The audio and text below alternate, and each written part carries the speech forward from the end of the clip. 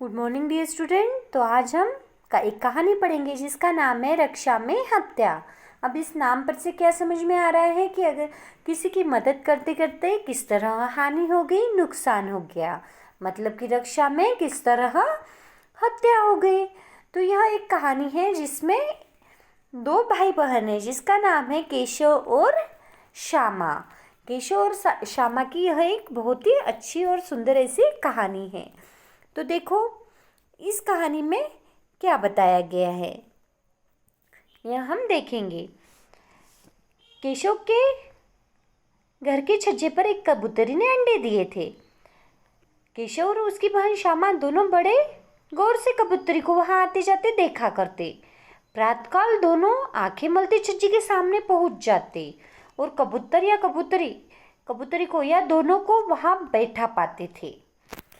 कभी भी वो सुबह उठते ही क्या करते थे, प्रातःकाल ही आंखें मलते छज्जे के सामने पहुंच जाते और कबूतर और कबूतरी को दोनों को वहां बैठा पाते थे। उनको देखने में दोनों बच्चों को न जाने क्या मजा मिलता था। उनके मन में भांति भांति के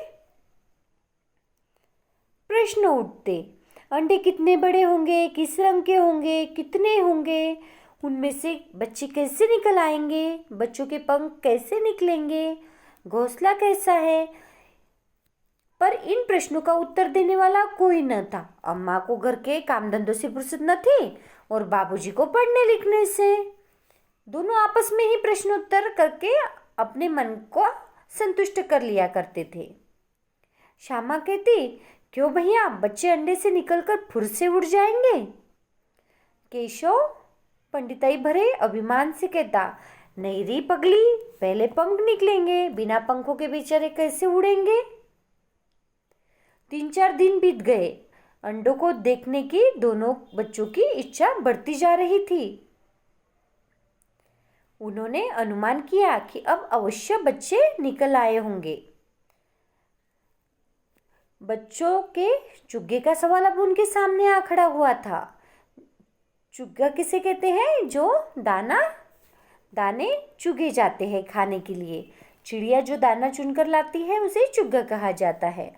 तो बच्चों के सामने क्या सवाल था? अब चुग्गे का सवाल अब उनके सामने खड़ा हुआ।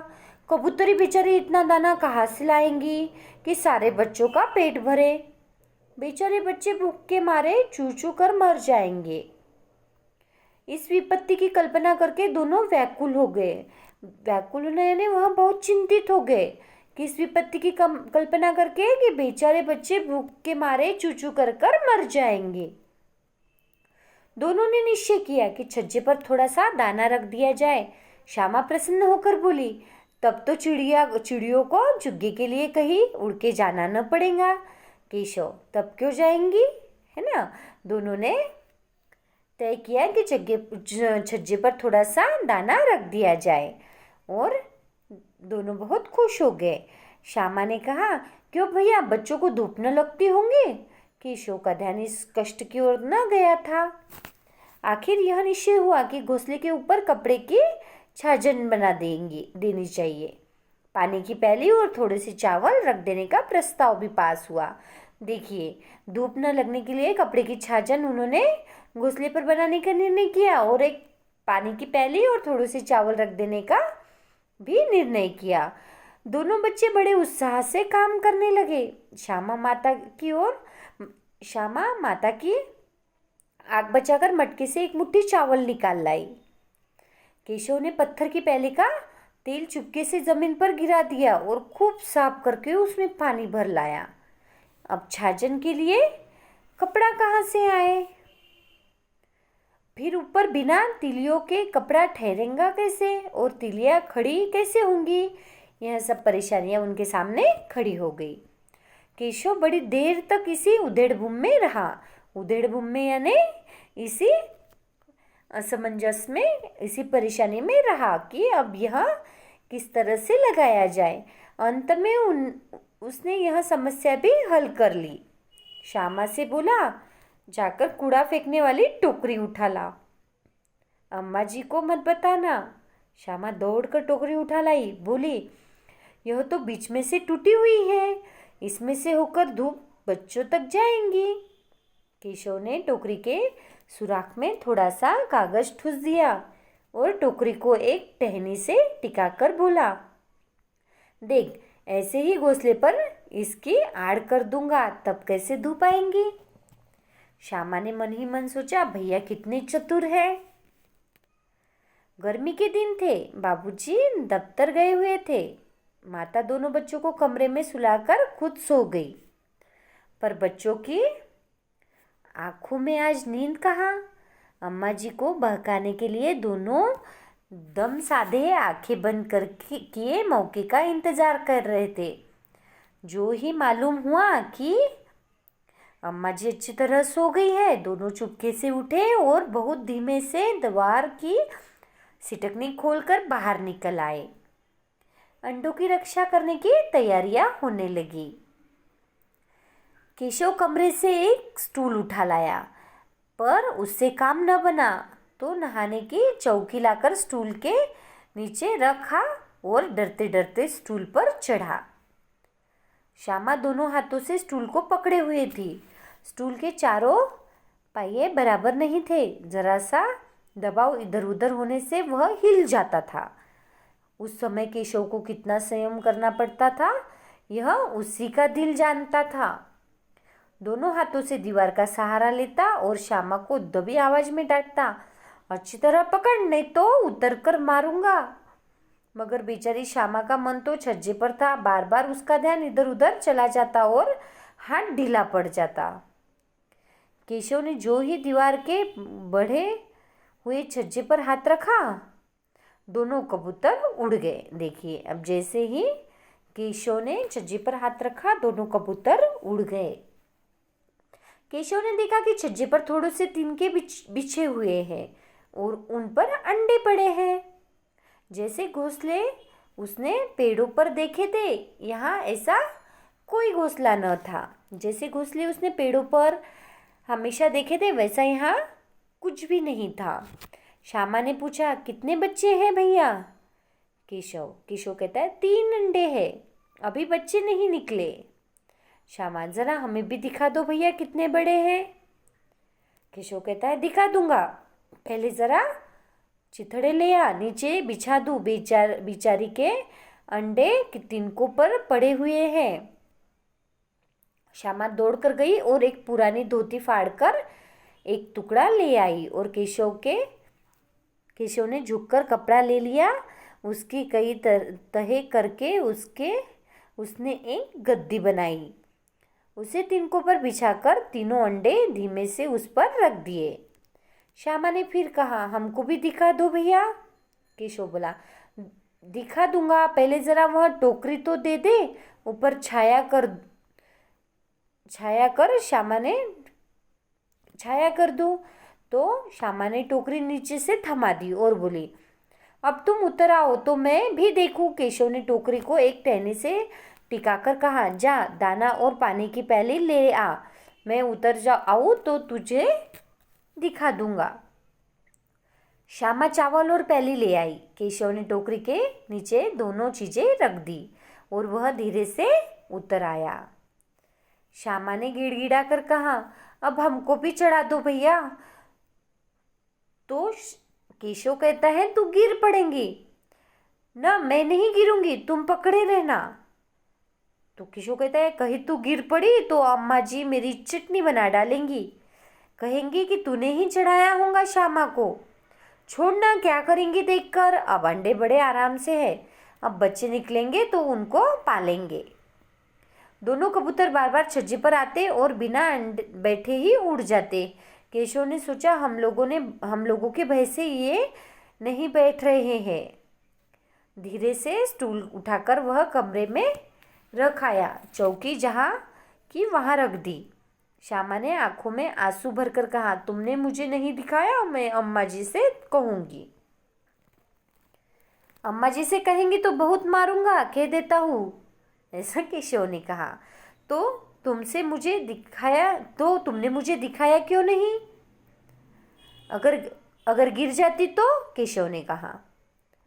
इतने में कोठरी का द्वार खुला और माता ने धूप की चमक से आंखों को बचाते हुए कहा, तुम दोनों बाहर कब निकल आए? मैंने मना किया था ना कि दोपहर में बाहर न निकलना। किसने किवाड़ खोला? किवाड़ केशव ने खोला था, पर श्यामा ने यह बात नहीं कही। उसे भय हुआ कि भैया भैया पीट जाएंगे। केशव डर से काँप रहा था कि श्यामा कह न दे। माता ने डांट डपर कर दोनों बच्चों को फिर कमरे में लिटा दिया और धीरे धीरे उन्हें पंखा झलने लगी। अभी केवल 2 बजे थे। बाहर तेज लू चल रही थी। इस बार दोनों बच्चों को नींद आ गई। 4 बजे एकाएक श्यामा की नींद खुली। किवाड़ खुले हुए थे। वह दौड़ती हुई छज्जे के नीचे आई और ऊपर को ताकने लगी। कबूतरों का पता न था। सहसा उसकी निगाह नीचे गई और वह उल्टे पांव बेतहाशा दौड़ती हुई कमरे में जाकर जोर से बोली, भैया अंडे तो नीचे पड़े हैं, बच्चे उड़ गए। केशव घबरा कर उठा और दौड़ता हुआ आया तो क्या देखता है कि तीनों अंडे नीचे टूट पड़े हैं और उनमें से कोई पीली सी चीज बाहर निकल आई है। पानी की प्याली भी एक तरफ टूटी पड़ी है। उसके चेहरे का रंग उड़ गया। वह बहुत नाराज हो गया। डरे हुए नेत्रों से वह भूमि की ओर देखने लगा। श्यामा ने पूछा, बच्चे कहाँ उड़ गए भैया? केशव ने रूंधे हुए स्वर में कहा, अंडे तो फूट गए। अरे बच्चे कहाँ गए? श्यामा कहती है। तो केशव कहता है, तेरे सर में देखती नहीं, अंडों में से यह पीला पीला पदार्थ निकल आया है, इसी के तो बच्चे बन जाते हैं। माता ने सुई हाथ में लिए हुए पूछा, तुम दोनों धूप में क्या कर रहे हो? इस बार श्यामा को भैया पर जरा भी दया नहीं आई। उसी ने शायद अंडे को इस तरह रख दिया था कि वे नीचे गिर पड़े। इसका उसे दंड मिलना चाहिए। श्यामा क्या सोचती है कि भैया ने ही अंडे इस तरह रखे कि वह नीचे गिर गए, तो इसका दंड उसे मिलना ही चाहिए। बोली, इन्होंने अंडे को छेड़ा था अम्मा जी।